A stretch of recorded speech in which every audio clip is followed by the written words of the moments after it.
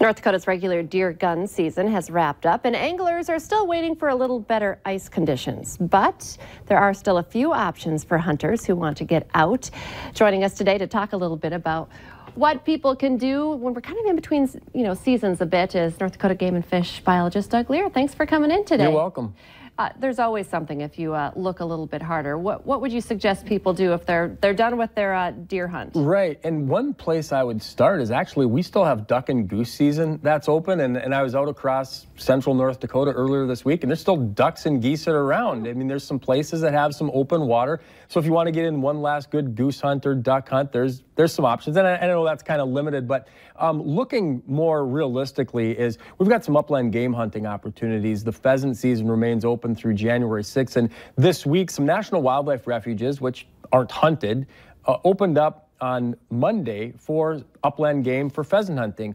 Down by Cayuga in Sargent County, Tawakan Refuge has opened up, Arrowwood National Wildlife Refuge north of Jamestown. Several other refuges open up, and those haven't been hunted until this time of year. So definitely some good opportunities for hunters to take a chance there, Lisa. Is that something that happens every year? It does, and it's after after the deer season closes up, so there's some compatible use that can take place. And speaking of deer, our archery deer season that goes through January 6th. We've got turkey season that is going on, the muzzleloader season that actually opens up on Friday. So in a way you think, well, the deer gun season is over with, that must mean that hunting is winding down, and really it's just maybe kind of shifting gears or changing lanes, and we are making good ice. We've had some pretty good conditions for people that have been going ice fishing as well, Lisa. How about pheasant numbers and pheasant? I know it was kind of pheasant season, then a lot of hunters took a break for deer, and then...